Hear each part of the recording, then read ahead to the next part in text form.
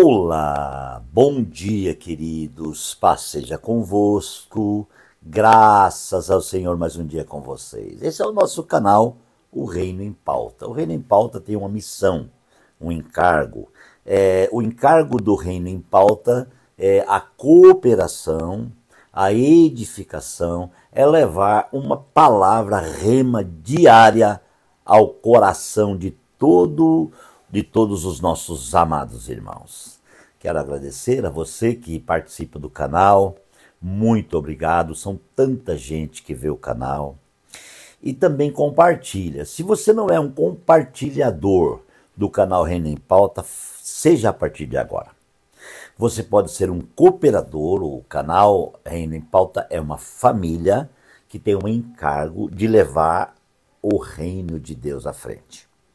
E o propósito, queridos, é que o YouTube entenda que o canal é relevante. Então, ele entendendo que o canal é relevante, ele vai passar a muito mais pessoas. Para que os algoritmos do YouTube entendam, é preciso que você compartilhe. É preciso que você se inscreva, que você veja o canal, que você compartilhe. Quando você vê um short do canal, né? Short é aquele vídeo pequenininho de 2 minutos, quem sabe? Você pega aquele videozinho, compartilha em todo lugar. Compartilha no seu Instagram, no TikTok, compartilha no Facebook, né? E assim nós vamos propagando esta palavra poderosa do Senhor. Muito bem. Queridos, nós estamos numa série tremenda.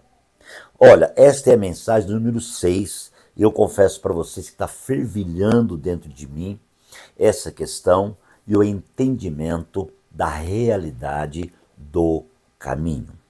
O caminho que no grego significa odos, que é uma constituição, que é um estilo de vida, que é um modelo de uma conduta, mas não é um modelo para fazer demonstrações externas. É um modelo gravado organicamente no interior. Então é algo extremamente profundo. E eu quero que você entenda. Aliás, o capítulo 14 de João, para mim, é um dos capítulos mais profundos que eu vejo nesse livro. O livro de João inteiro, como eu disse já lá no início, as epístolas, as cartas são extremamente profundas. Mas quando se trata do capítulo 14 de João, o Senhor Jesus ele quer fazer um fortalecimento, ele quer usar palavras para fortalecer os discípulos. Por que fortalecer? Porque ele está no momento em que ele sabe que logo ele vai partir. Alguém vai entregar ele vai para a cruz, Jesus já sabe todo o caminho. Ele sabe como homem e ele sabe como Deus, né? Só que houve um apego muito grande aos discípulos. A Bíblia é clara e diz que Jesus amava eles, né? Quando Lázaro morreu, por exemplo, a Bíblia diz que Jesus chorou porque ele amava Lázaro. Então, o homem Jesus, queridos, ele traz para nós um exemplo extremamente glorioso, né? E é um sentimento que hoje nós temos, por exemplo, o sentimento de amor, de consideração, né? Quantas vezes a gente convive com os irmãos, com as pessoas, e a gente tem aquele sentimento de muito carinho, né? E quando você não vê o irmão, você tem saudade. Então com Jesus não era diferente. Nós estamos falando do homem Jesus. Então Jesus ele propõe dentro dele compartilhar com os discípulos palavras fortalecedoras. E nesse conjunto de palavras fortalecedoras, o Senhor traz as primeiras palavras do capítulo 14, verso 1. Ele fala, não se turbe o vosso coração. Crede em Deus e crede também em mim. Gente, não se turbe o vosso coração. É uma palavra que cabe a qualquer tempo em nossa vida, porque quantas turbações e quantos problemas nos têm feito chorar nessa vida. Se for perguntar, todos nós temos um problema, temos uma situação. E Jesus, então, ele pegou os discípulos naquele fraco, né? Naquele momento de luta, e ele disse: não se turbe o vosso coração. Crede em Deus e crede também em mim. Aqui eu vejo Jesus colocando assim uma palavra rema, no sentido de que vocês não imaginam quem sou eu e quem é meu Pai. Ele estava querendo dizer assim: eu sou Jesus que carrega o meu Pai. O meu Pai é Deus que está dentro de mim, e eu sou Jesus que é o homem que tem o meu Pai dentro. E nós estamos fazendo um trabalho de constituição, né? É a interpretação daquilo que Jesus está falando. Eu e o Pai estamos fazendo um trabalho de constituição. E o propósito central desse trabalho é restaurar a imagem do Pai que foi danificada pelo pecado.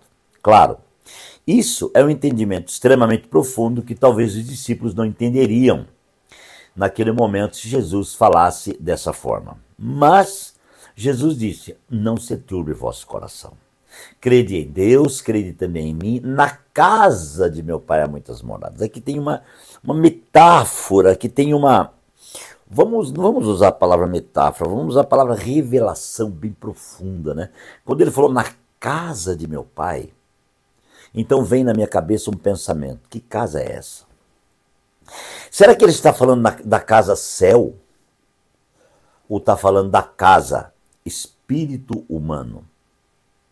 Irmãos, como o contexto da conversa, Jesus estava em carne, ele era o homem e ele era Deus. Então nós entendemos que ele não estava falando da casa céu, ele estava falando da casa espírito. Ele estava falando do homem interior.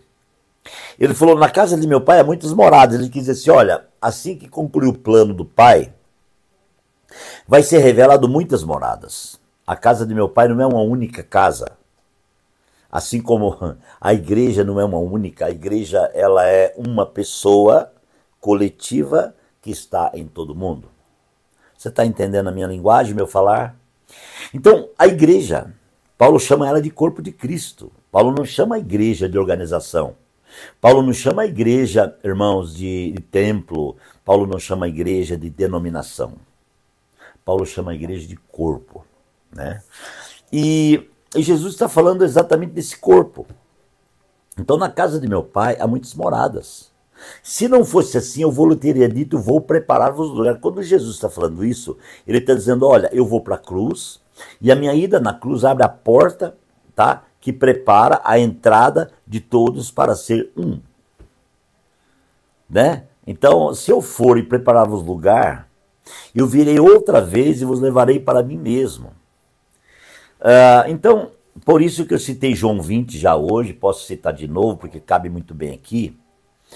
Jesus, quando veio da ressurreição, o seu primeiro trabalho, além de aparecer a Maria Madalena, aparecer a Pedro e João, né? Ele vai ali naquela casa onde os discípulos estavam reunidos com medo dos judeus.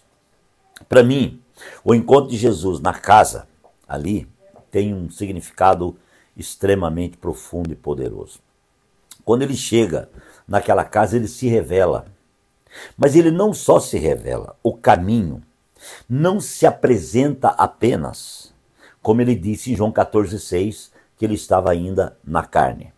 Lá ele disse: eu sou o caminho, a verdade e a vida.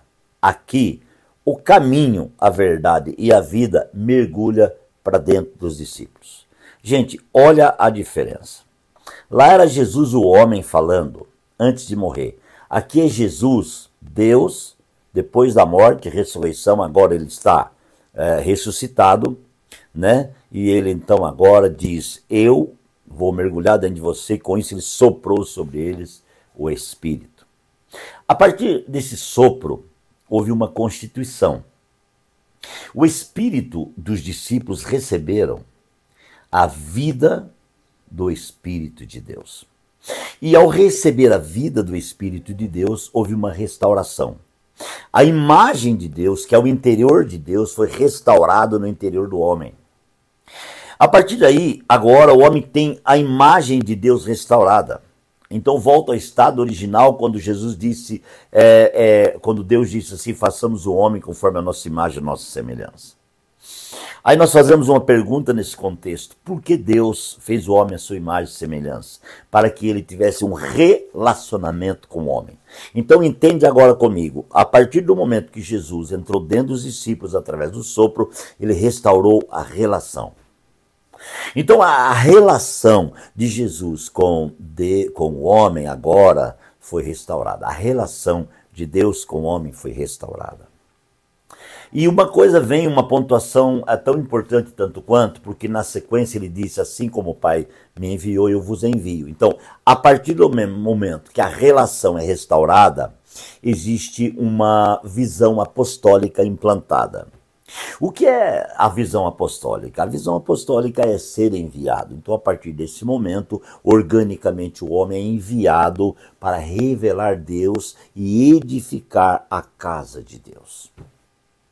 Você entende essa linguagem? Eu peço que você ouça, veja esse vídeo uma, duas vezes, para ter a revelação disso, e eu vou orar e prossigo na próxima mensagem, a continuação. Pai, obrigado, porque esta é uma palavra profunda e eu quero te agradecer. Pedir que o Espírito Santo continue se revelando de forma tremenda. Pai, eu abençoo a minha vida e a vida de todos os meus irmãos, em nome de Jesus. Que Deus te abençoe, um grande abraço e até amanhã.